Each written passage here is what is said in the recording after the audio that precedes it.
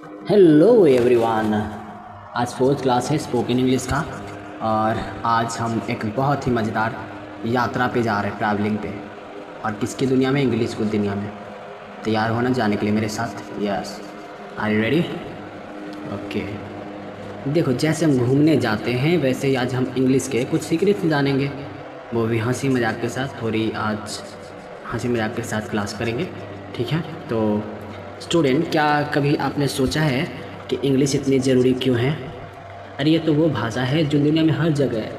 जैसे हमारे घर में मम्मी पापा, वैसे इंग्लिश आजकल हर जगह है, टीवी पर, फ़ोन पर, विदेशों में भी। तो चलो आज हम एक इस जादू की शुरुआत करते हैं अक्षर से। तो सबसे जो फर्स्ट है वो हमारा है लेटर।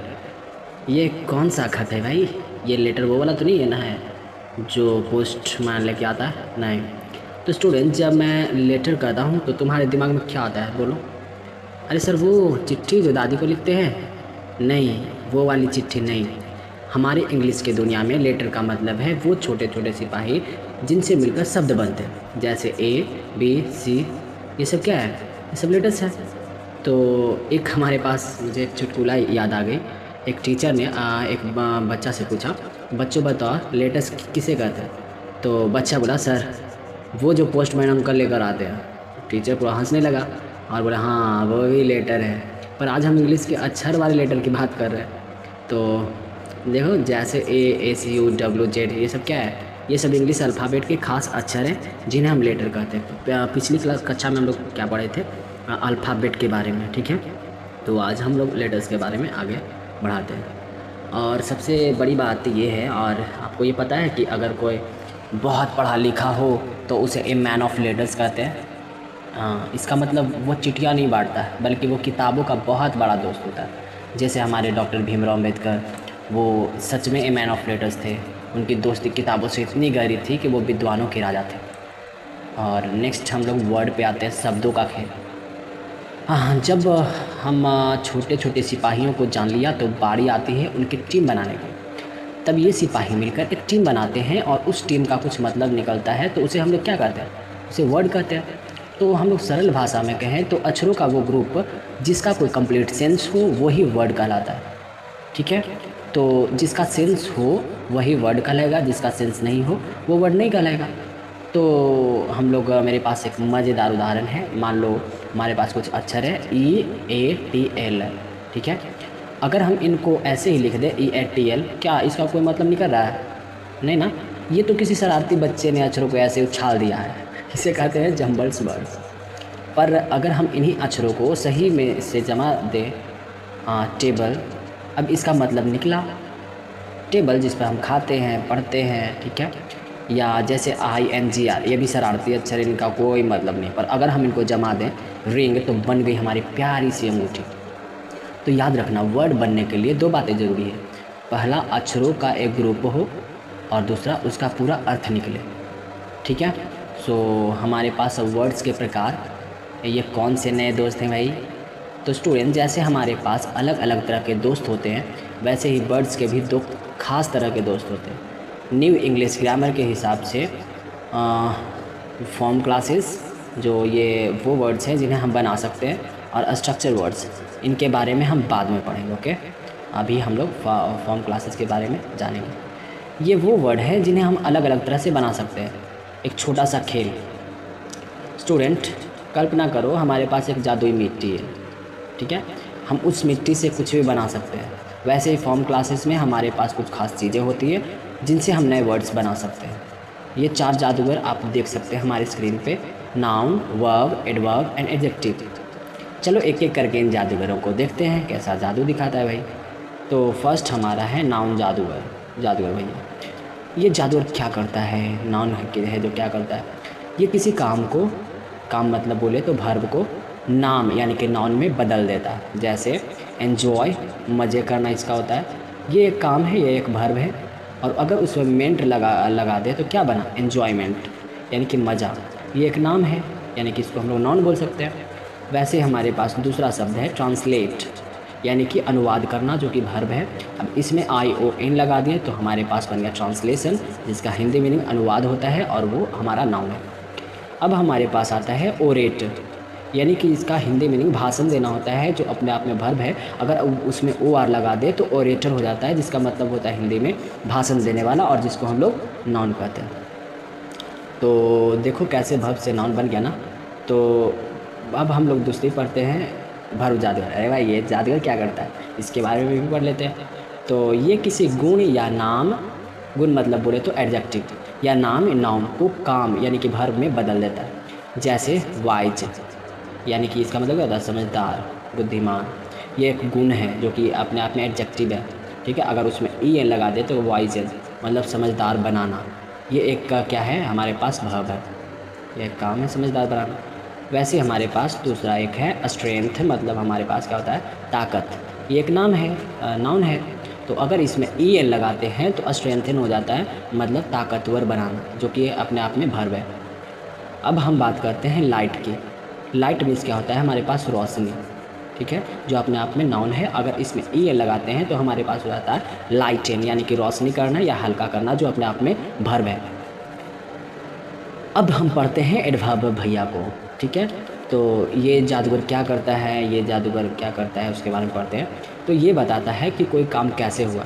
ये आमतौर पर किसी गुण में एल बाई लगा कर बनता है, ठीक है। जैसे जनरली बनता है, हमेशा सब में नहीं होता।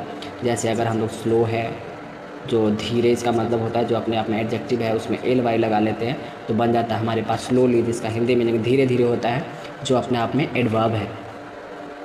हमारे पास ब्यूटीफुल है, जिसका हिंदी मीनिंग सुंदर होता है, और वो अपने आप में एडजेक्टिव है। उसमें अगर एल वाई लगा देते हैं तो ब्यूटीफुली बन जाता है, जिसका हिंदी मीनिंग सुंदरता से निकलता है, और वो अपने आप में एडवर्ब है, यानी कि चेंज हो रहा है। हमारे पास पीसफुल है, मतलब शांतिपूर्ण, एडजेक्टिव है, उसमें एल वाई जोड़ दिए तो हमारे पास पीसफुली आ गया, शांति से, और इसका ये एडवर्ब है। हमारे पास नेक्स्ट है एडजेक्टिव। एडजेक्टिव जादूगर के बारे में अब हम पढ़ते हैं। तो ये क्या करता है, तो एडजेक्टिव है, किसी नाउन के बारे में बताता है और उसकी खूबी बताता है। जैसे फादर, यानी कि पिता, जो अपने आप में नाउन है। अगर इसमें एल वाई जोड़ देते हो तो फादरली हो जाता है, यानी कि उसका हिंदी मीनिंग हो जाता है पिता जैसा, जो अपने आप में एडजेक्टिव है। ब्रदर मतलब भाई होता है, जो अपने आप में नाउन है, उसमें एल वाई जोड़ दो तो उसमें ब्रदरली हो जाता है, यानी कि भाई जैसा, जो कि अपने आप में एडजेक्टिव है। इंडस्ट्री है, उसको हिंदी में उद्योग बोलते हैं, और वो अपने आप में नाउन है, और उसमें ओ यू एस जोड़ देते हैं, इंडस्ट्रियस, तो वो मेहनती बन जाता है, एडजेक्टिव बन जाता है। हमारे पास एक और वर्ड है ब्यूटी, जिसका हिंदी मीनिंग सुंदरता होता है, जो अपने आप में नाउन है, और उसमें अगर एफ यू एल फुल जोड़ते हैं तो ब्यूटीफुल बन जाता है, जिसका हिंदी मीनिंग सुंदर होता है, जो अपने आप में एडजेक्टिव है। तो देखा स्टूडेंट्स, ये वर्ड्स के जादूगर कैसे एक रूप से दूसरे रूप में बदल जाते हैं। तो हमारे पास एक बहुत ही अच्छी कहानी है, ठीक है। अब सबसे पहले कहानी करने से पहले मैं आप सबको बताना चाहूँगा कि आप सोच रहे होंगे कि यह सब सीखना क्यों ज़रूरी है, क्या सिर्फ एग्ज़ाम पास करने के लिए? नहीं ना, इंग्लिश सीखना एक सुपर पावर हासिल करने जैसा है। आजकल अगर आपको दुनिया से बात करनी है, नए दोस्त बनाने हैं, अच्छी अच्छी किताबें पढ़नी है, इंटरनेट पर कुछ सीखना है, या कभी विदेश घूमने जाना है, तो इंग्लिश जाना बहुत काम आता है। ये एक पुल की तरह है जो आपको दुनिया के कोने कोने से जोड़ता है। जब आप इंग्लिश सीखते हैं तो आपके दिमाग के दरवाजे खुल जाते हैं, आप नई नई चीज़ें सीख सकते हैं। जैसे आज आपने लेटेस्ट वर्ड्स के बारे में जाना। अब हमारे पास एक स्टोरी है जिसे मैं आप लोग सबको सुनाना चाहूँगा, ठीक है। तो स्टूडेंट्स, ये बात बहुत साल पहले की है। एक छोटे से गांव में एक रवि नाम का एक लड़का रहता था। वह बहुत ही बुद्धिमान था, लेकिन उसे इंग्लिश बिल्कुल नहीं आती थी। उसके गांव में कोई इंग्लिश सिखाने वाला भी नहीं था, और रवि का सपना था कि वह एक वैज्ञानिक बने और दुनिया के लिए कुछ बड़ा काम करे। एक दिन उसे एक पुरानी फटी हुई साइंस की किताब मिली। वह किताब में क्या था कि पुराना किताब था, पूरी फटी हुई थी, और वह किताब जो था इंग्लिश में लिखा हुआ था। तो रवि ने उसे खोलने की कोशिश की, लेकिन उसे एक शब्द भी समझ में नहीं आया। वह बहुत निराश हुआ, ठीक है। अब समझ में नहीं आएगा तो निराश होगा।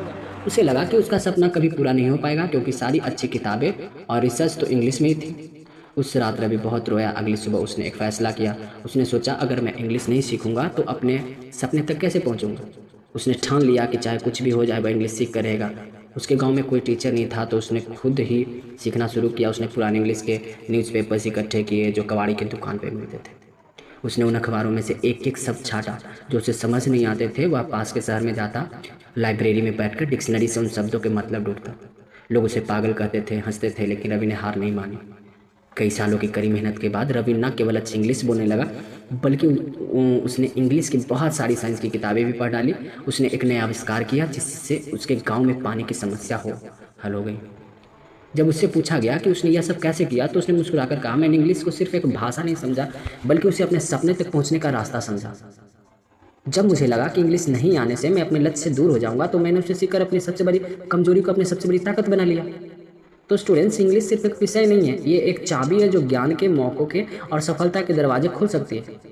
जैसे रवि ने अपनी लगन से अपने सपने को पूरा किया, वैसे आप भी इंग्लिश सीखकर अपने सपनों को पूरा कर सकते हैं। यह केवल लैंग्वेज नहीं है, ये लैंग्वेज से आप किसी भी इंटरनेट पे जाते हैं, ठीक है, आप कहीं भी वेबसाइट सर्च करते हैं, आप कहीं भी किसी भी नई चीज़ को सीखना चाहते हैं, या फिर आप इंटरनेशनली आप किसी से बात करना चाहते हैं इंटरनेशनल लेवल पे, तो भी आपको इंग्लिश में ही बात करना पड़ेगा, क्योंकि बहुत सा क्षेत्र का सबका अलग अलग लैंग्वेज होगा वहाँ का। तो यहाँ पे आपको हमेशा इंग्लिश बोलनी पड़ेगी।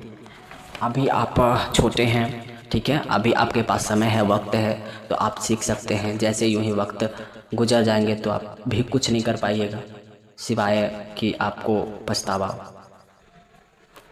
तो आज की क्लास यही ख़त्म करते हैं। आपकी होमवर्क रहेगी कि आप जितना भी पढ़ें उसे अपने नोट्स में लिखें, ठीक है। और जब ये सब को पूरा कंप्लीट करते जाएं, जब हमारे पास सेंटेंसेस बनाने के लिए आएगी, तो जैसे प्रॉपर नाउन स्टार्ट करेंगे तो वहाँ से बहुत सारा सेंटेंसेस बनाएंगे, तो उस समय दिया जाएगा। अभी के लिए आप इतना लिख सकते हो और इसको बार बार रिवाइज कर सकते हो। सो आप कमेंट बॉक्स में लिख सकते हो आज का क्लास कैसा लगा। Thank you very much.